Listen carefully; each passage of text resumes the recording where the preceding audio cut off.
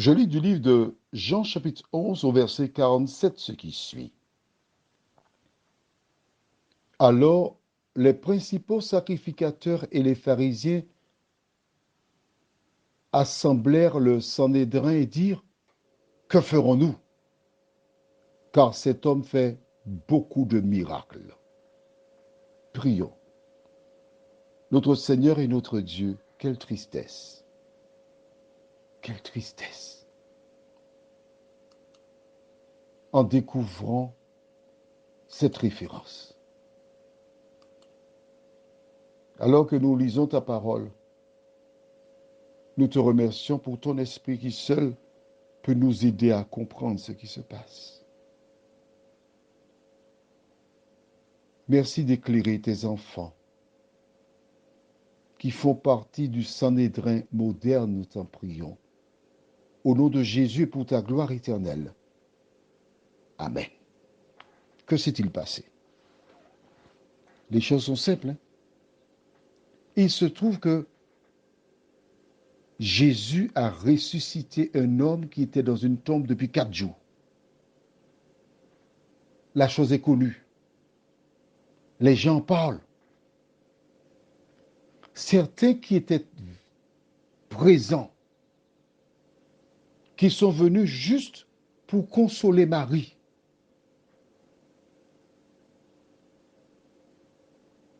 qui allèrent devant la grotte.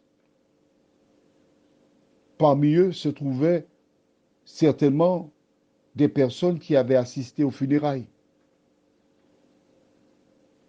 Ils ont vu qu'on a ôté la pierre devant la grotte, où 4 jours plus tôt, Lazare avait été enterré.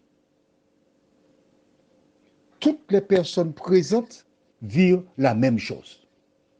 Pourtant, certains acceptent Jésus, croient, tandis que d'autres demeurent sur leur position mordicus. Ils s'empressent d'aller dire, Jésus a ressuscité Lazare qui est mort depuis 4 jours. Que font ces hommes? Ils ont une nouvelle preuve qui leur montre que Jésus n'est pas n'importe qui. Une nouvelle preuve qui dit haut et fort que jamais homme n'a fait ce que cet homme-là a fait. Et si c'était lui le Messie? Quand Jésus vint au monde, ils étaient déjà des aveugles. Quand il fit des miracles, ils étaient toujours des aveugles. Quand il ressuscita Lazare, il restait encore aveugle. Quel est le sujet?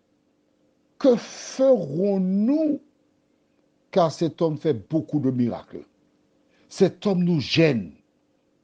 Cet homme est en train de prendre notre public. Il est en train de détourner les gens de moi. Nous devons nous débarrasser de lui. Que devait-il faire à la lumière de tout ce qu'il voyait? Accepter Jésus. Mais il ne pouvait pas le faire. Pourquoi? Parce qu'ils avaient choisi leur camp. Pourquoi toi qui lis, toi qui entends, toi qui écoutes le WhatsApp, tu vois ce que je dis, tu comprends, tu réalises que c'est la vérité, mais tu cherches toute espèce de raison pour ne pas l'accepter dans ton cœur. Prions. Notre Seigneur et notre Dieu, ces hommes sont exactement comme celles et ceux qui refusent d'accepter la vérité. En refusant de l'accepter, en fait, ils refusent Jésus. Ils refusent le chemin, la vie. Ils sont perdus. Merci Seigneur d'éclairer tes enfants et que toutes celles et ceux qui écoutent ce WhatsApp ne fassent pas comme ces gens, mais se tournent vers toi pour être sauvés, nous t'en prions, au nom de Jésus et pour ta gloire éternelle. Amen. Je te souhaite une Bonne journée.